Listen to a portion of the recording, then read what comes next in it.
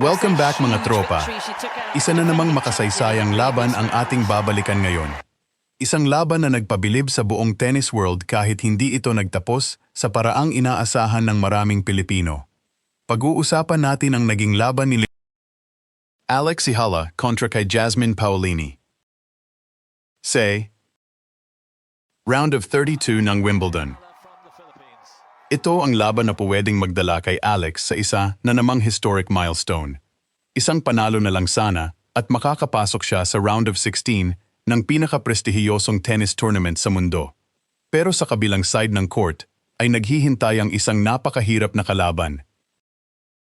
Jasmine Paolini, ang world number 13. Isang player na kilala sa kanyang consistency, mabilis na footwork, at higit sa lahat, napakatalinong maglaro. Sa huli, nanaig si Paolini. Pero kung iisipin natin, hindi ito simpleng pagkatalo. Hindi ito one-sided. Hindi ito blowout. Isa itong matinding bakbakan na umabot hanggang third set. Kung saan bawat puntos ay pinagpaguran ng dalawang manlalaro. At sa video na ito mga tropa, hindi lang natin titingnan ang final score. Hihimay-himayin natin ang bawat mahalagang sandali ng laban. Ano ang naging game plan ni Paolini? Ano ang mga adjustment na ginawa ni Alex? Saan nagsimulang magbago ang momentum? At ano ang mga leksyon na pwedeng maging susi sa mga susunod pang Grand Slam ni Alex Ayala? Kung handa na kayo, simulan na natin. Si Jasmine Paolini ang unang nagsilbi. At agad pa lang sa opening rally, makikita mo na ang kanyang intensyon. Hindi siya nagmamadaling tumapos ng puntos. Sa halip, gusto muna niyang kontrolin ang rally. Ang unang tira niya ay malalim agad papunta sa backhand side ni Alex. Napilitan si Alex na umatras habang sinusubukang ibalik ang bola. Hindi naging malinis ang return. Resulta, unang puntos para kay Paolini. Simpleng puntos lang iyon kung titingnan. Pero malaking mensahe agad ang ipinadala ni Paolini. Pinapakita niyang siya ang gustong magdikta ng galaw sa loob ng court. Hindi niya hahayaang maging komportable si Alex. Matapos ang ilang mahahabang rally, matagumpay niyang na-hold ang kanyang unang service game. Maagang lamang, 1-0 para kay Paolini. Ngayon naman ang serbisyo ni Alex Ayala. At dito natin nakita na hindi siya natitinag. Maganda ang kanyang unang serve. Nagkaroon ng maikling palitan ng bola. Habang hinihintay ng lahat ang susunod na tira, biglang umatake si Alex. Isang malinis na forehand papunta sa kabilang sulok ng court. Hindi na naabot ni Paolini. Winner! Eksaktong ganito ang gustong laro ni Alex. Kapag may nakita siyang maliit na espasyo, hindi siya nagdadalawang isip umatake. Bagamat nananatiling lamang si Paolini sa kabuuang score, malinaw na hindi basta-basta uurong si Alex. Narito siya upang lumaban. Habang tumatagal ang first set, mas lalo nating nakita ang tunay na plano ni Paolini. Hindi siya umaasa sa lakas ng palo. Hindi rin siya puro winner ang hinahanap. Ang gusto niya, pagurin muna si Alex. Sa bawat rally, pinapakilos niya si Alex mula kaliwa, papuntang kanan. At pabalik ulit. Parang chess ang kanyang paglalaro. Bawat palo ay may kasunod ng plano. Isang rally ang talagang kapansin-pansin. Mukhang kontrolado ni Alex ang sitwasyon. Magaganda ang kanyang mga return. Napapaatras pa niya si Paolini. Pero biglang nagbago ang lahat. Sa halip na ibalik ang bola sa direksyong inaasahan ni Alex, biglang binago ni Paolini ang anggulo. Isang mabilis na cross-court shot ang kanyang pinakawalan. Nahuli sa pwesto si Alex. Hindi na siya nakaabot. Isa na namang puntos para kay Paolini. At dito natin unang nakita ang isa sa pinakamalaking sandata ng Italian star. Hindi mo alam kung saan dadalhin ang susunod niyang tira. Habang pinapanood ang laban, mapapansin mong halos pare-pareho ang body language ni Paolini bago pumalo.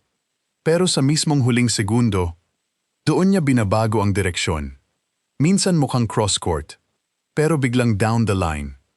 Minsan naman mukhang malalim ang palo, pero biglang magiging maiksi.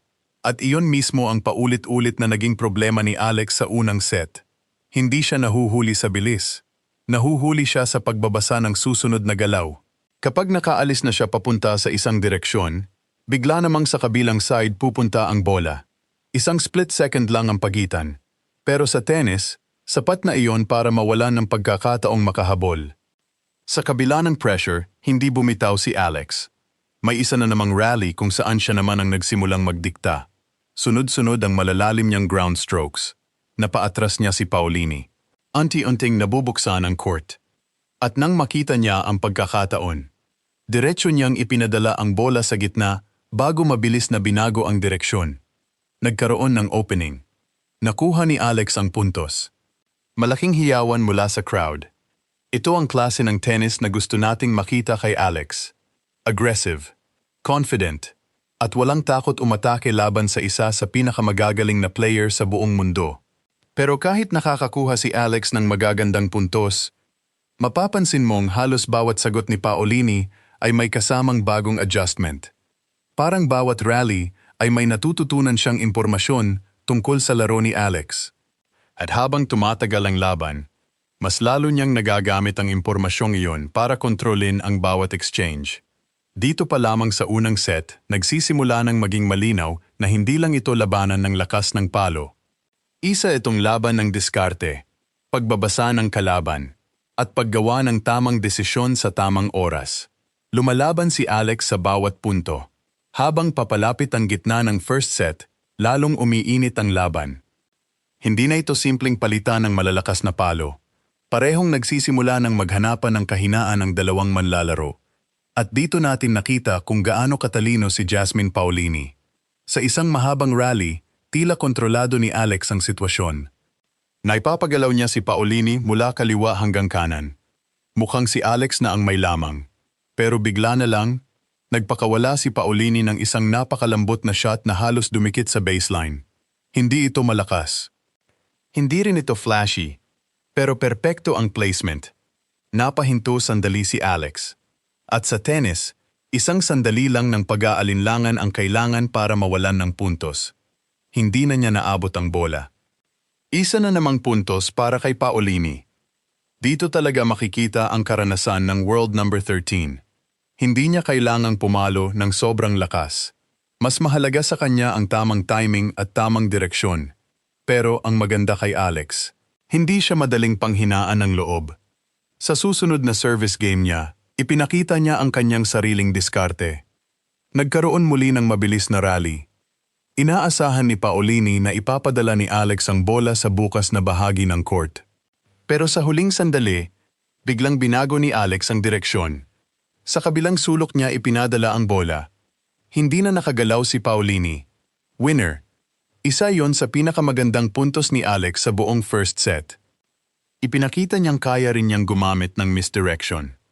Hindi lang si Paolini ang marunong manggulat. Kapag nakakakuha si Alex ng tamang tiempo, kaya rin niyang lukuhin ang kanyang kalaban. Habang nagpapatuloy ang laban, may isang bagay na unti-unting napansin. Kapag maikli ang rally, mas madalas nananalo si Paolini. Pero kapag humahaba ang palitan ng bola, mas nagiging komportable si Alex. Sa ilang mahahabang rally, kapansin-pansin na nagsisimulang magkamali si Paolini. May isang pagkakataon na halos 20 palo ang ipinagpalitan nila. Parehong ayaw bumigay. Parehong naghihintay ng tamang pagkakataon. Hanggang sa tuluyan ng sumobra ang forehand ni Paolini. Lumabas ang bola. Unforced error.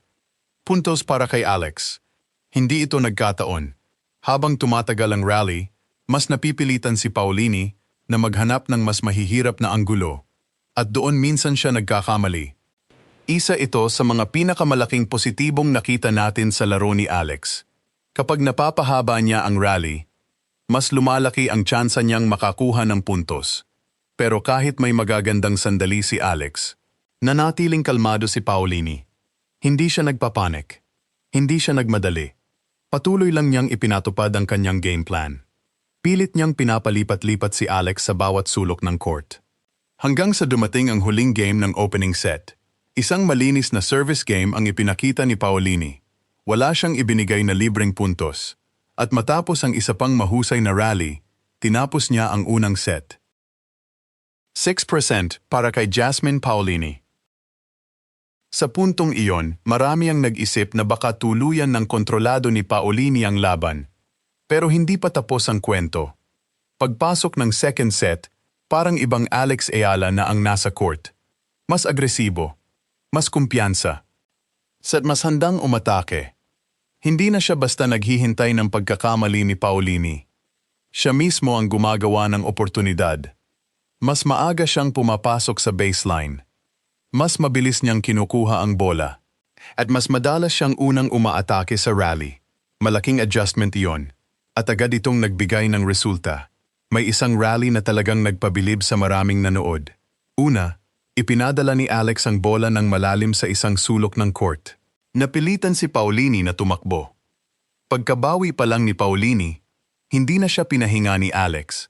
Agad niyang ibinalik ang bola sa kabilang side. Napakalinis ng execution.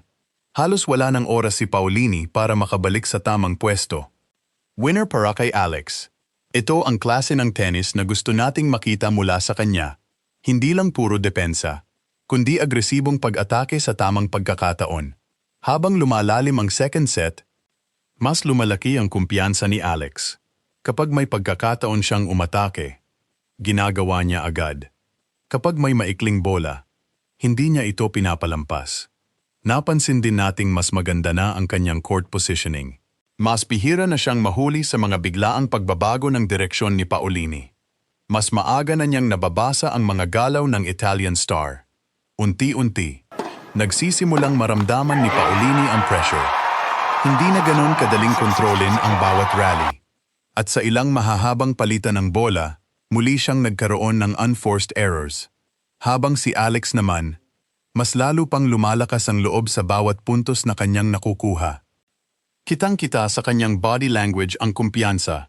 Hindi siya natatakot. Hindi siya umatras. Bagkus, mas lalo pa siyang lumalaban. At nang dumating ang pinakahuling game ng second set, hindi na niya pinalampas ang pagkakataon. Matapos ang isa pang mahusay na service game, nasalyuhan ni Alex ang second set. 6-4 para kay Alex Ayala. Tabla ang laban. Isang set na lang ang magpapasya kung sino ang aabante.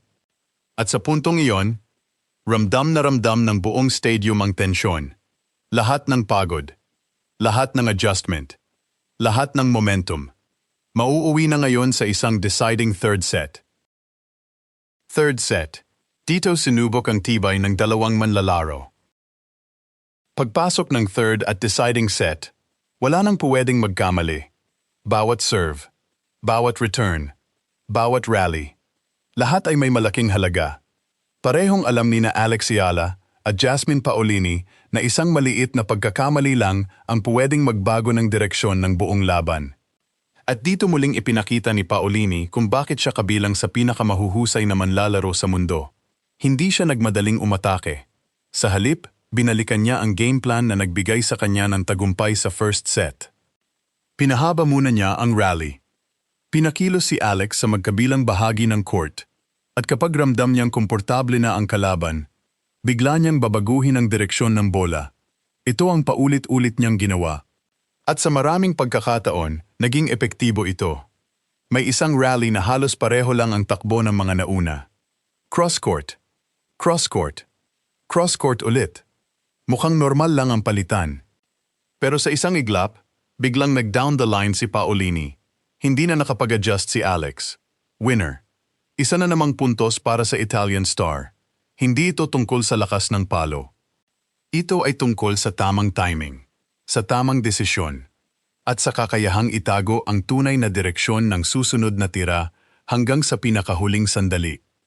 Pero kahit nahihirapan siya sa mga biglaang pagbabago ng direksyon, patuloy pa ring lumalaban si Alex. Sa isa pang mahalagang rally, nabasa niya ang unang misdirection ni Paolini. Nagawa niyang ibalik ang bola ng maayos. At sa pagkakataong iyon, si Paolini naman ang nagkamali sa kanyang susunod na tira. Puntos para kay Alex. Isa itong mahalagang paalala na habang tumatagal ang laban, mas mabilis na ring nakaka-adjust si Alex. Unti-unti niyang naiintindihan ang ritmo ng kanyang kalaban. Mas maaga na niyang nababasa ang mga pattern. At kahit papaano, nakakahanap na siya ng paraan para makasabay. Habang papalapit ang gitna ng third set, Bumalik na naman ang isang pattern na ilang beses nating nakita sa laban. Kapag maikli ang rally, mas madalas na lamang si Paulini. Pero kapag humahaba ang palitan ng bola, mas nagiging delikado siya. Sa isa sa pinakamahabang rally ng laban, halos walang gustong sumugal. Parehong naghihintay ng tamang pagkakataon. Parehong kalmado.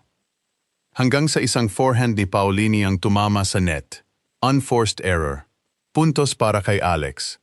Hindi ito ang unang beses na nangyari. At hindi rin ito ang huli. Sa buong laban, ilang beses nating nakita na kapag napipilitang makipagpalitan ng matagal si Paulini, mas tumataas ang posibilidad na magkamali siya. Isa ito sa pinakamagandang aspeto ng laro ni Alex. May pasensya siyang makipagrally. Hindi siya agad nagmamadaling tumapos ng puntos. At kapag napapahaba niya ang exchange, mas lumalaki ang kanyang tsansa. Ngunit dito rin lumabas ang pinakamalaking lamang ni Jasmine Paulini. Sa tuwing nakakaramdam siya ng pressure, hindi siya nagpapanik. Sa halip, mas lalo siyang nagiging maingat. Kapag napapansin niyang humahaba ang rally, mas maaga siyang naghahanap ng tamang pagkakataon para baguhin ang direksyon ng bola. Hindi niya hinahayaang maging komportable si Alex, at iyon ang naging susi. Hindi man siya perpekto, mas madalas siyang gumawa ng tamang desisyon sa pinakamahahalagang sandali. At iyon ang malaking pagkakaiba sa third set. Habang papalapit ang pagtatapos ng laban, ramdam na ang tensyon. Bawat puntos ay sinasabayan ng malalakas na palakpakan mula sa crowd. Patuloy na lumalaban si Alex. May isang napakagandang winner pa siyang ipinukol sa bukas na bahagi ng court. Ipinakita niyang hanggang sa dulo, hindi siya susuko. Pero dumating din ang pinakamahalagang service game ni Paulini. Sa itong napakalaking pagsubok para sa dalawang manlalaro, nagawa pang maibalik ni Alex ang unang serve. Nagkaroon ng maikling rally. Sinubukan niyang maging agresibo sa return. Ngunit bahagyang sumobra ang kanyang palo. Lumabas ang bola. At iyon na ang naging huling puntos ng laban. Panalo si Jasmine Paulini. Natapos ang isa sa pinakakapanabik na laban ng round of 32. Oo, natalo si Alex Ayala. Pero kung tennis lang ang pag-uusapan, marami siyang ipinakitang positibo. Naipakita niyang kaya niyang makipagsabayan sa isang world number 13. Naipakita niyang kaya niyang mag-adjust habang tumatakbo ang laban. Naipakita niyang kaya niyang dalhin hanggang deciding set ang isa sa pinakamahuhusay na manlalaro sa mundo. At huwag din nating kalimutan, bago makarating sa round of 32, gumawa na si Alex ng napakalaking ingay sa Wimbledon. Pinatunayan niyang hindi aksidente ang kanyang pag-abot sa yugtong ito ng torneo. Bawat laban ay nagpapakita na patuloy siyang lumalakas. Patuloy siyang natututo. At patuloy siyang nagkakaroon ng karanasan laban sa mga elite players sa World Tour. Sa edad na 20. Napakarami pang pagkakataong darating para kay Alex. Ang mga laban na tulad nito ang humuhubog sa isang future champion. Minsan, hindi sa panalo nasusukat ang tunay na progreso, kundi sa mga leksyong natututunan sa bawat mahirap na laban. At kung pagbabasehan natin ang ipinakita niya rito, napakaliwanag ng hinaharap ni Alex Ayala. Marami pa siyang Grand Slam na lalaruin. Marami pa siyang top players na makakaharap. At kung magpapatuloy ang kanyang pag-unlad, hindi malayong dumating ang araw na siya naman ang magiging paborito laban sa mga ganitong klase ng manlalaro. Kaya para sa atin bilang mga taga-suporta, walang dahilan para mawalan ng pag-asa.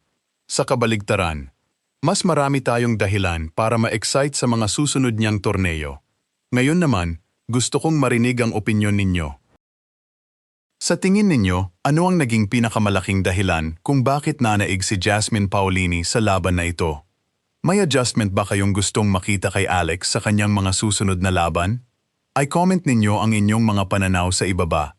At kung nagustuhan ninyo ang breakdown na ito, huwag kalimutang mag-like, mag-subscribe at i-click ang notification bell para hindi ninyo ma-miss ang mga susunod pa nating tennis analysis.